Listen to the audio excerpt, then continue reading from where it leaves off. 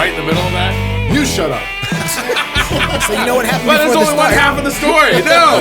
You know Now exactly our what listeners happened. don't know what just happened. Now he wants to say, you shut up on the show, right? Hey, y'all, welcome to Cross Politics. It's a good Friday evening on the Fight, Laugh, Feast Network. Pastor Toby Chuck Knox, I'm the water boy.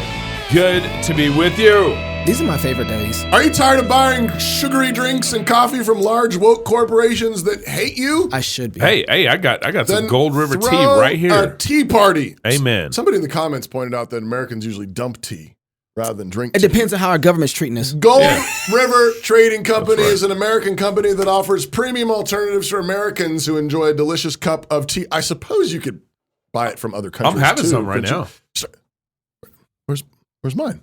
You got coffee, but I'm having Start your some. day with Gold River's invigorating American breakfast blend. Cool down with a pitcher of crisp, refreshing iced tea, or unwind with chamomile herbal tea. Explore a variety of high-quality blends and enjoy a healthy, flavorful alternative from an American company that shares your values. Go to Gold River Co., that's goldriverco.com, and save 10% off all your orders using discount code CROSSPOLITIC at the checkout. So Congress just passed Bill H.R. 8373. This is the House. Okay, yeah, House. Yeah. House, Congress, House. We have a bicameral. I know. Senate, it hadn't got to the Senate yet. Yeah. All right. And the act, so this is the summary of the act, is to protect a person's ability to access contraceptives and to engage in contraception, and to protect the health care provider's ability to provide contraceptives, contraception, and information related to contraception. Interesting. So that's what Congress, the House, just passed, okay? But what I wanted to kind of map out here for us, you remember when we had Jeff Schaefer on? Yes. I always remember when we have Jeff on. I know. Yeah, and, me too. And he kind of mapped out how the sexual revolutions happen in the courts. Right. He actually hit Right. on what contraception has done to us. Right. Not just in the court system, but actually how it's messed up how we viewed marriage in the court system. One of those developments was the ratification of the idea that married couples have the right to sterile sex. So that was in 1965, the Griswold decision. Whoa. Have the right to sterile sex. Okay. There had been, and this may surprise your viewers, a long legal history where contraception was prohibited. So the Supreme Court at that time determined, although in the name of the sanctity of the marital home, that those sorts of prohibitions could not be extended into the decisions made by husband and wife. It wasn't but a few years later, in 1972, in the Eisenstadt case, that the Supreme Court said, what we said about the sanctity of the marital home doesn't really matter. There is no difference between sex between persons in a marital relationship and outside of it. So this right to access contraception, to make the decision whether to bear or beget a child, goes to individuals. Wow. So we have now this kind of a more fully instantiated right to sterile sex. This was the first decision that emerged from this purported right to privacy. So There is obviously no such thing in the Constitution as a right to privacy. However, the court determined that because certain elements of the Bill of Rights speak in terms of what arguably could be characterized as privacy. No illegal search and seizures. Exactly. Okay. No forced housing of soldiers in your home. Right. This kind of thing. Okay. It's describing the Bill of Rights almost as a moon that's giving off of light, and the shadow that runs around the exterior of the moon's light is where we're finding these rights of privacy, which included in the 1965 Griswold case a right to marital immunity against the laws against contraception. I think my spirit animal is Jeff Schaefer. How come you get him? I just did. I just named and claimed it. I think this. I mean, wherever you got this clip, man. I mean, this is like a great show. We should. I want to watch something that. I know. If only there was a place. Like we should have Jeff Schaefer on our show. You know what? I will tell you that is one of the best shows we've done, and it was really because of Jeff. 100%. But you know, one of the things that he says there, and it really made me think about this, because of how we understand contraception, it has changed our concept and understanding of what sex is and what it's for. Metaphysical breakdown of it. But it's behind that, even though, what is a marriage? That's right. What is man and woman for? Mm-hmm. And what the court was saying that was so radical was that you can have marriage and you had a right to sterile sex. That's right. You had a right to unfruitful sex. Yeah. They're already saying you have a constitutional right to something that is antagonistic to the way God made the world and marriage. Yeah, absolutely. Well, so go ahead. I'm sorry. I was going to say, notice, so the 1965 ruling was the right to privacy in marriage to take contraception. Right. And then later, that right to privacy in marriage expanded to a right to privacy to all sexual relationships. They obliterated marriage, right. and so that sex wasn't something that was that's within set up marriage. for Roe, exactly. the right to privacy to kill your baby. That's right. And so notice HR 8373, it's talking about our health. Right. But here's what's, when you get into contraception, we're arguing and we're believing that it's supposed to be healthy for us. Rod Story actually just did a show with his wife this week on contraception. Let's roll that clip. So birth control was something that was taught me in training.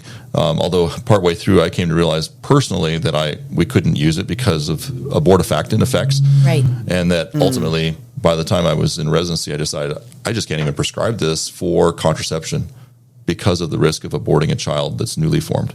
I hope that your physician is talking to you that you should be using a backup method, barrier or something others, during the middle of your month, because even with faithfully taking birth control every day, there is still a significant breakthrough amount of ovulation. That means there is an egg being expressed that has a likelihood of becoming a child, and it's going to come down into a uterus that's an unhappy place, a home that's been decimated because these hormones remove the healthy tissue that should be there in the uterus, and they really make it a wasteland. Mm-hmm. So you're killing the child in its own home. Hormonal birth control is an abortifacient, and it can cause a miscarriage of an unborn child. It really has a huge risk, a meaningful risk for women in their teen and early 20s, that taking a birth control pill quadruples the risk of depression. But we often look at, or I wish we would look at, women who have depression and say, oh, hey, I noticed you're on a birth control pill. Right. Mm-hmm. Guess what? The two are linked. Mm-hmm. Birth control causes blood clots. Every time we saw a young woman that came in with blood clots, it was always birth control, and it was not infrequent. Hormonal birth control is an abortifacient. It can cause a miscarriage of an unborn child. So, obviously, we don't care about blood clots. 4 times. What did he say? 3 times. Quadruples? Quadruples what? Depression? Depression. Okay, I missed that section. So you can tell with the virus, we don't care. When we decided to come out with this vaccine, we don't care about blood clots. Oh, right. Right? No, right. And we haven't been caring, which is why we don't care here. Right. I mean, look at this. This is insane. But just so you know, the teens, they are giving young girls before they're even sexually active. Well, let's just get them on some contraceptions. Right. Birth control. Because again, what they're trying to do is healthcare. They're trying to restructure reality. That's right. They're trying to say, you can be whatever you want to be. It doesn't matter that God made you a woman, that God made you a man, and that you have this biology inside of you that's created to go in a particular direction, that has a certain kind of telos and end. That's right. What you're for, a goodness that you're aimed for. They're trying to unmake that, and so they're already, even in doing the birth control with teens, saying probably should be sexually active. They're assuming something there. Yeah. And it's, I think, you said something about this before, and I was trying to connect the dots, but this is grooming for hormone treatments. That's exactly what. Because absolutely. if you're already taking hormones to undo the biology that God gave you, redefining sex, because you want the ability to have sex with whoever you want to have sex with, whenever you want to have sex with, without the threat of children. Although he's saying it happens. Yeah. The next step, of course, is, well, what if I don't like my female biology at all? Yeah. What if I want to take testosterone? Right. And I want to be a man? Yeah. Pastor Toby, there's 3 points to this conversation. One of them is the fact that contraception is redefining for us humanity in and of itself, right? What sex is, what it's for, how we look at what marriage is, what's marriage and as for. Jeff points out, sterile sex. Sterile sex, morality. It's also horrible health care. Right. Horrible health care. Right. You're destroying a woman's womb in the process. And never forget that Margaret Sanger is the inventor of the pill. She was. That's right. And so, she wasn't concerned about life and health. Particularly a certain group of people's lives. Yeah. The third part of this is that we need to remind the world as they're having this conversation. Notice that everybody wants to have this conversation on one side of of the aisle, which is everything before marriage, right? Yeah. But we need to remind everybody that any sex before marriage itself is actually a civil crime. It's a crime. Or outside of marriage. Outside, I'm sorry, thank you. Sex before marriage or outside of marriage. Did I say that? Okay. Both. Yeah. Both. Yeah. Is a crime. Yeah. And that's what nobody's having the conversation on. Right. No, the church don't want to have this conversation. But that is, look, they're deciding that right now it is a crime not to give someone contraception. Right. And I'm saying, well, why are they fighting on that end of it? Because they're after a certain and Christians tell us, like you were saying. Yeah, and Christians can frequently get narrowed, like this tunnel vision of like, well, so is birth control moral or immoral? And this really, really narrow sense. It's like, no, back up. Yeah, exactly. Back up. That's right. Back up. Sex outside of marriage. Right. Sex outside of marriage. Let's talk about Any that. sex outside of marriage is not only a sin, but also a crime. That's right. But the civil magistrate is supposed to punish, is supposed to suppress. That's right. Because something so potent is happening in marriage. God has honored it. So And what's that potent thing? Well, you're bringing people into the world. Yeah. But we've completely gone, That's right. blind on that. Well, and it's funny, if we will argue over whether or not we should allow for contraception, but we won't argue over whether or not we should have a bride tax. yeah. We just got canceled. That's right. You said bride tax. Vimeo's like, you're gone. Not so long ago, the American dream was alive and well. Employees who worked hard were rewarded, and employers looked for people who could do the job, not for people who have the right political views. Redballoon.work is a job site designed to get us back to what made American businesses successful: free speech, hard work, and having fun. If you're a free speech employer who wants to hire employees who focus on their work and not identity politics, then post a job on redballoon.work. If you're an employee who is being censored at work or is being forced to comply with the current zeitgeist, post your resume on redballoon.work and look for a new job. Redballoon.work, the job site where free speech is still alive. Redballoon.work. We have to understand that the SCOTUS-Dobbs decision that ended the federal government's say in abortion, it's creating all these fights. That's why Congress is actually trying to pass H.R. 8373. Yeah. They're trying to protect contraception. They're trying to protect all these backdoor ways to abortion. Because again, Clarence Thomas actually noted this in his opinion. That's that, right. that there was a whole judicial history here that's all connected. Well, right. I was going to say that if you look historically too, the way that abortion was made legal in almost every country is through contraception. Right.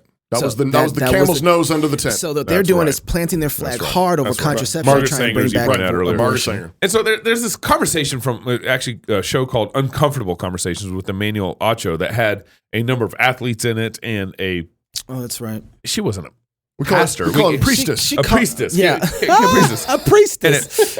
And so I think part of the play here is like we're being attacked and jammed from all sides. Yep. Bills, political conversations, and now talk show hosts about this. Let's roll the first clip. I just want to set the stage here with this first clip. So, Chelsea, so many Christians look to a passage of scripture which says you were knit in your mother's womb. And they stand on that and say abortion is wrong. Mm-hmm. How can a Christian or somebody who identifies and lives their life by biblical text simultaneously read that passage but still empathize with women that are hurting or that have hurt? I have so much empathy and understanding for followers of Jesus who would say, I believe that life begins at conception. Mm-hmm. And I believe that stopping an abortion is saving a life. Saving a life is a very valid cause. No. What? But that's not the only life that we're called to save. You're playing music? Wow. There's a lot of life. Oh. It's also taking one verse and making that one verse, Psalm 139, making that as black and white as the verses of the forgiveness and love of Jesus Christ. As we are in this room right now, black and white. Thousands and thousands of verses that are in the Bible. Oh. And we have a conviction is when we look at the Bible is we put the emphasis where God puts the emphasis. And he puts the emphasis on love. He puts the emphasis on forgiveness. He puts the emphasis on compassion. And so as a follower of Jesus, wouldn't I put the emphasis there? So she's a pastor or priestess. Priestess. And I just really empathize.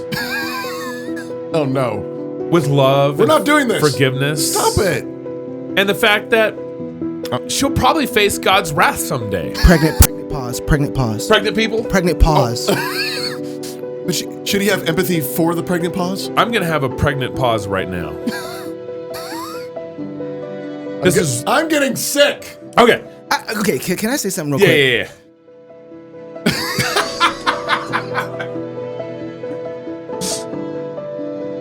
We don't only use Psalm, we also use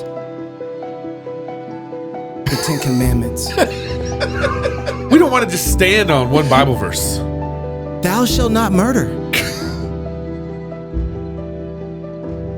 Love your neighbor. Is there a closer neighbor than the child in his mother's womb? Yeah, exactly. Exactly. Facts. End scene. Yeah. Now, I apologize on behalf of this. That was a moment. That was a moment. I see why they use the music. Yeah, that was it good. Controls the mood. Good. I see. This is important stuff. Anyway, I'm sorry, Gabe. Go ahead. Yeah. I know what happened. Something came over me. It was amazing. It's amazing to me that how she plays with the scriptures and talks about, oh, there's this one Bible verse and this one chapter that says this, but what we want to emphasize, what God emphasizes. Who did this recently? That was your boy with the shirt on. That was at the SBC. What's his name? Rick Warren. Rick Warren. Right? Remember SBC? Rick Warren. Yeah. We want to emphasize what God emphasized. We want to. I can't even remember exactly what he said, but Rick Warren wrote this play for her. Well, I think "Thou shalt not murder" is a pretty important verse, Right. and then also love your neighbor. Yeah. So I don't know how it's loving your neighbor to and murder notice the that womb. compassion and love suddenly It's not about the baby. implicitly apparently means you can chop up the baby. But time out, guys. We shouldn't take this person too seriously. She thinks women can be pastors, so there's that. Yeah. So apparently the church isn't empowering women enough. Now, Chelsea, your church home, does a phenomenal job empowering its women. But for the most part, within the church in America, men are at the forefront. Men run the church. Men have been very vocal. Men. Oh. How can churches that are predominantly run by men actually make educated decisions and comments and support in these moments? I think you are modeling it right now. Yeah. Asking questions. Yeah, he's modeling listening. Mm-hmm. And don't you think it's such a skill to know what you don't know? No? It's kind of a lost art. We process everything. Wait, how's that a online skill? and pretend like we have to know everything about knowing everything. And thank you for admitting that you are a man who does not have a clue what it's like to be pregnant or carry a woman in your But you're modeling it. Yeah. Stopping, listening, asking questions. Yeah. It's so refreshing. So I think every time he says men in that question, he's like, men. I think his balls get smaller. like his whole, how he's leading this conversation, Gabe, how he's coming. To be honest with you, I don't think you can enter this conversation into this room with any. So, I'm just saying. Yeah, so he goes on to talk about how he's the only ignorant male in the room. Right. So, smaller let him balls speak. here. Yeah. As the resident ignorant male, what role do you all want men to play? Do you want them to shut up, or do you want them to speak up? Oh, great question. That's Great. Oh, yes, amen. Somebody else answer first. Well, I'll be first to say that I do want them to speak up, but I want them to be informed. Because what I am seeing right now is just a high level of ignorance and assumptions. The person who is involved should speak up, and the ones who aren't should shut up. Yeah. And I think I mean that in the sense of, I feel like it should be a conversation and a decision with the two people who are involved. This is insanity. Yeah.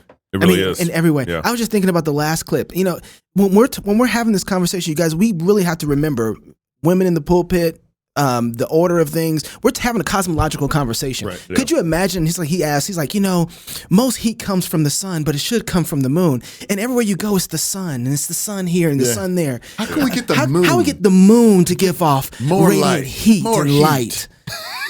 Yeah. And if we had that conversation, we would look and say, "Shut up, shut your mouth, Yeah. you're insane." Right. That's the conversation that's happening here, Right. and we're trying to act like we can have some sort of reasonable. This is insanity, Right. Pure insanity. Right. Well, But when you play the music, Oh, you It mean helps. like this? It helps. Well, Yeah. and it's go ahead and play the music while I'm talking. And it's important to note in this panel that every one of these women have had an abortion. It's true. That's right. That's a true statement. Okay. Yeah, it is. Every one of these women have had an abortion. Right. And And they did it for their lives. They gave up a life for their life. And Ocho, it's important. This next question that he asks, I think, is really important. He needs to know, what should men do? What do you think that men should be doing right now? Well, it's twofold. I fervently believe that justice will not be served until those that are unaffected are as outraged as those that are affected. And so after we identify what justice looks like, I think those men that are unaffected need to be as outraged as those women that are affected. Right. The second thing I always think about is you have to be slow to speak and quick to listen. Yeah. And that's why I'm honored to share this space with you all, because as a man, this for me is just a time of listening. This is a time of trying to broadcast you all stories. This is a time of shining and shedding light on ignorance, because there are so many different reasons that a woman is faced with that decision of having an abortion. And like Sonia said, no woman wants to have an abortion. You are just faced with a decision. So I think my position is always listen first, digest, and then with competence, open up and speak. Don't forget this is really insanity, but notice what he does with justice. He flips justice. The unjust thing here is the fact that they can't commit murder. Right. Yeah. They don't have the ability to be able to commit murder. Right. But if he actually got real justice, they would actually be put to the death because they did commit murder. Yeah. You don't want justice here, my friend. Right. That's what. But it's amazing how they flip this whole thing and they put the music in here to motivate you and move you to say, oh, wow, this situation, she was an athlete, and if she had gotten pregnant and had a baby, she wouldn't be able to get gold medals. Yeah. Oh. But you notice, like, this room is kind of a good symbol of what we try to do with our societal sin. This is what they're doing. Oh, yeah. Like what you're saying. Yeah. They're trying to whitewash everything. Talk it out. Make it look clean. And invert it. Make it look clean. But as we know, Marcus Pittman, babies are murdered here. Yeah, that's right. As we know, that this whitewash scenario that they're creating is a lie. Right.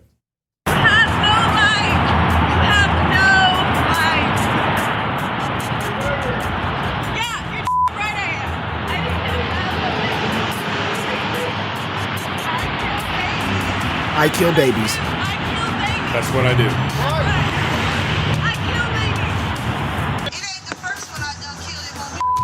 Not the first one I killed. Let them line up. I can There's tell a you, lot of that's clips common. from that. That's common. Watch babies are murdered here, 1 or 2. That is common inside. That was John Barrow's spot that he was at. I know. Yeah. So yeah. I remember. I mean, as Ocho was talking there, it's like thinking. Remember Adam at the tree. That's right. Right? Like, it was his job to speak up. It was his job to protect his wife. It was his job, even after his wife had sinned, it was his job to lead his wife to God and say, let me die instead of her. Not listen to her. Yeah. That's right. That's what got us into this mess. That's right. It's exactly You right. listen to God and guard your wife. That's listen to God and honor your wife. And that's going to flow out into all of life. All right. Turn the corner now. You should turn on some music for Toby. We need to have our wrap up. No, wait till the end. Wait till the end. All right. Our weekly wrap up. On Monday, we talked to Robert Netzley, CEO of Inspire Investing, about being smart with your investments, and Chocolate Knox completely redid his portfolio after that. Don't give your money to people and corporations that hate you and Jesus. We introduced you to the Honor the Marriage Bed Act, Hebrews 13, from the House. And we endured a couple of pro-life ladies trying to explain how they don't really want to save all unborn babies because they aren't extremists like that. On Tuesday, we had Mrs. Doubtfire on the show. Yes, we did. Actually, it was the Assistant Health Secretary that Babylon Bee nominated for Man of the Year. And for some reason, they get kicked off Twitter. Apparently, it's only funny when Robin Williams did it. We also had Naomi Wolf on the show. Did you catch that? She recently wrote the book, The Bodies of Others, in which she systematically traces the COVID tyranny and how the world has changed dramatically. And let me interject here. Our that's what I meant. Our backstage interview with her got deleted by Vimeo. Yeah, I saw that. And Vimeo, what's crazy about this, it's not like YouTube where everything's kind of public. It's not even public. Our Vimeo video was hidden, private, and it's login access to get to that video from our club members. Yeah. And they deleted it, and they censored it. Yeah. And then they sent us an email saying we're censoring it. And Naomi was talking about China and abortion. Yeah. Right to privacy Doesn't count Right. for us. Where's our bill? On Wednesday, we watched portions of the House Committee on Energy and Commerce talking to a woman who hails herself as the Beyonce of abortion storytelling.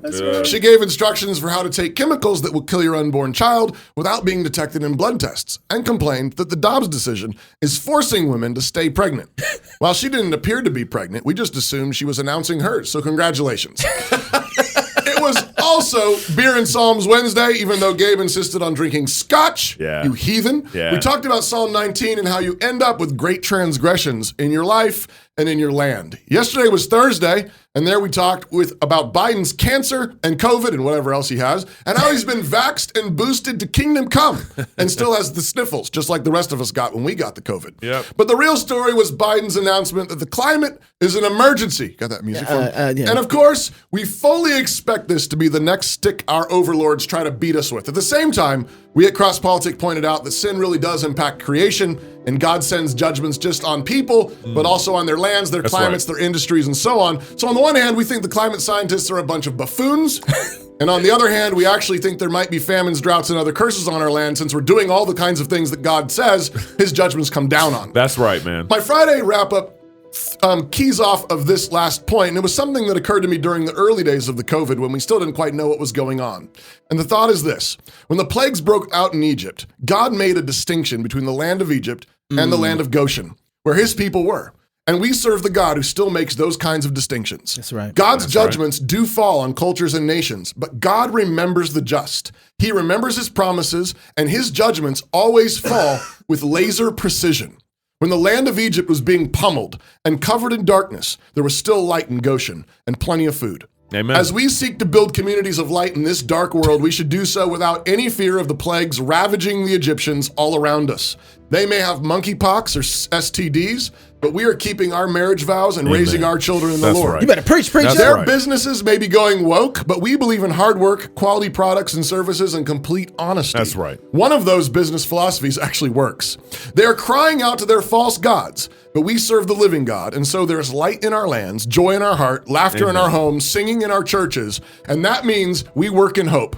Our God is with us, and he will never leave us or forsake us. Amen, Toby. If you're single, get married. If you're married, have kids. I'm not going to do it. I know. If you have kids, Wrap go it up. baptize them. Wrap it up. Until Monday, love God with all your heart, soul, mind, and strength. Love your neighbor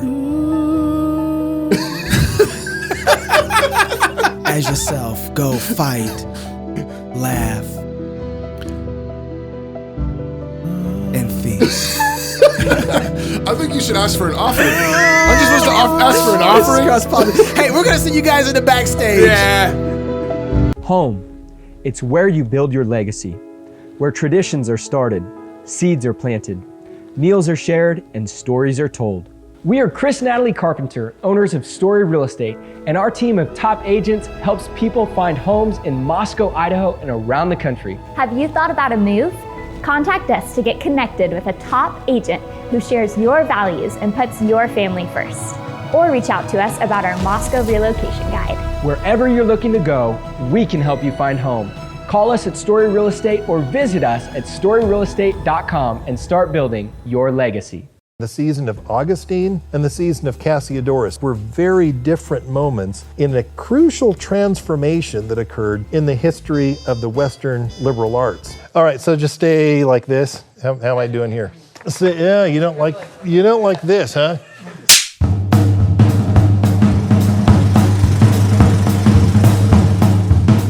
What does a Christian education look like when non-Christians are the ones who control the institutions of learning? This is a question that confronted Bishop Augustine of Hippo in North Africa in the 5th century AD. Augustine lived at the twilight of the Roman Empire. He himself had been trained with the best learning that Rome at that time had to offer. He himself actually came through the ranks and taught rhetoric in some of the best schools. And it was then, after he had come of age, that he converted to Christianity, but he wanted to continue the project of education, but this time for Christians. And so he had to confront the question, what does a Christian education look like when the unbelievers control the field, when they control the institutions, when the whole apparatus and curriculum of learning emerged from a pagan environment. And so Augustine wondered, what is it that Christians should jettison? What is it that Christians can embrace? What is it that Christians can adopt but in modified form? These are the questions that Augustine confronted when he sought to educate Christians in an environment when unbelievers dominated the field. A century later, we see a man in the south of Italy named Cassiodorus who faced a very different educational landscape. He had to ask, what did a Christian education look like in an environment where unbelievers had abandoned the project of education altogether? The infrastructure of learning had entirely eroded. If education was to proceed at all, it had to proceed on the foundation of Christianity. The Christians had to be the ones preserving education. What does a Christian education look like when Christians are the ones forming the institutions, when Christians are the ones organizing the curriculum? Well, these two seasons in the history of education, the season of Augustine and the season of Cassiodorus, just 100 years apart, were very different moments in a crucial transformation that occurred in the history of the Western liberal arts. We're going to be studying this story. We're going to be going back to the sources. We're going to go back to Augustine. We're going to go back to Cassiodorus. We're going to ask ourselves which of their predicaments most resembles our own. Which can we learn from Augustine's period? What can we learn from Cassiodorus's period? As we confront these questions, we're going to engage these sources, and we invite you to join us here at New St. Andrews College.